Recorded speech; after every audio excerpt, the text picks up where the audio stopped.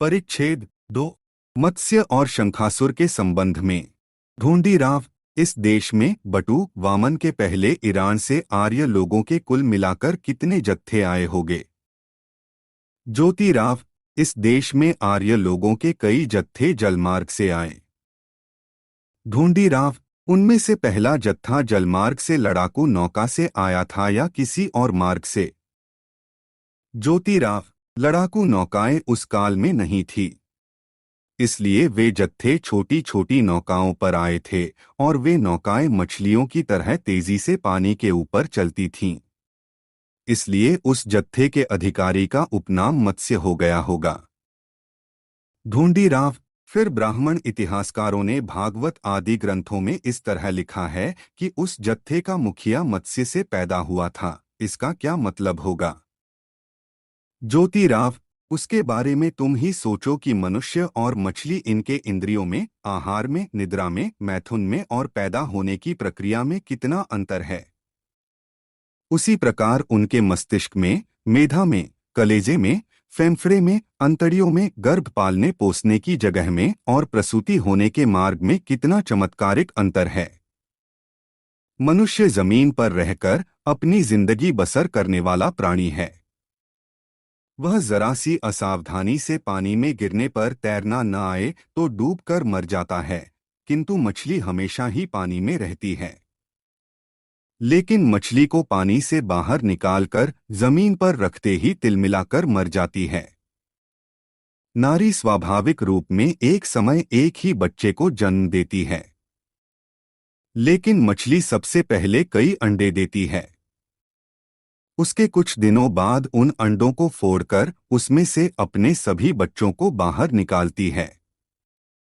अब जिस अंडे में यह मत्स्य बालक था, उसको उसने पानी से बाहर निकालकर जमीन पर फोड़ा होगा। उस अंडे से उसने उस मत्स्य बालक को बाहर निकाला होगा। यदि यह कहा तो उस मछली की जान पानी से बाहर जमीन पर कैसे बची होगी? कोई आदमी इस तरह का सवाल उठा सकता है कि मनुष्यों में से किसी मिजे हुए गोताखोर ने पानी के अंदर गहरी डुबकी लगाकर मत्स्य बालक जिस अंडे में था, उस अंडे को पहचानकर उसने उसको जमीन पर लाया होगा। खैर, यह भी सच मान लीजिए, लेकिन बाद में किस चतुर मर्द ने मछली के उस अंडे को फोड़कर उसमें से उस मत्स्य बालक को बाहर निकाला होगा? क्योंकि यूरोप और अमेरिकी देशों में काफी विकास हुआ है और बड़े बड़े ख्यातिप्राप्त विद्वान चिकित्सा शास्त्र में विज्ञ हुए हैं, फिर भी उनमें से किसी एक ने भी अपनी छाती पर हाथ रखकर यह दावा नहीं किया है कि मैं मछली के अंडे को फोड़ करके उसमें से बच्चे को जिंदा बाहर निकाल देता हूँ। खैर, वह अंडा पानी में है, इस तरह का महत्वपूर्ण संदेश किस अमर मछली ने पानी से बाहर आकर उस गोताखोर को बताया होगा और उस जलचर संदेशवाहक की भाषा मानव को कैसे समझ में आई होगी? इस प्रकार की एक से अधिक शंकाओं से भरे उन लेखों में से सही समाधान होना बिल्कुल असंभव है। इसलिए उसके बारे में यह अनुमान प्रमाणित होता है कि बाद में कुछ मूर्ख लोगों ने मौका मिलते ही अपने प्राचीन ग्रंथों में इस तरह की काल्पनिक कथाओं को घुसेड़ दिया होगा।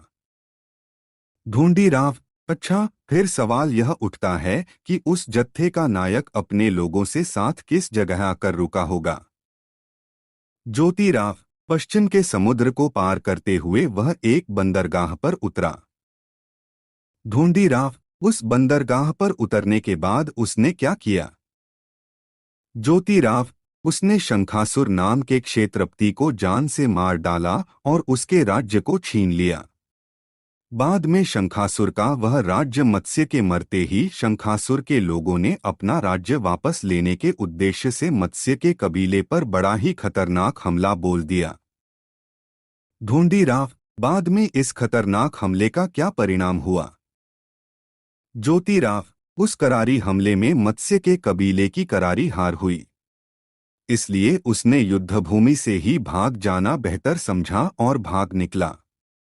बाद में शंखासुर के लोगों द्वारा उसका पीछा करने की वजह से वह अंत में किसी पहाड़ी पर जाकर घने जंगल में छुप गया।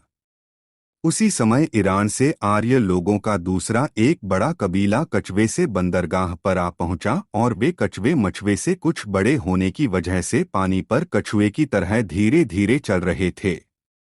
इसी की वजह से उस कबीले के मुखिया का उपनाम कच्छ हो गया।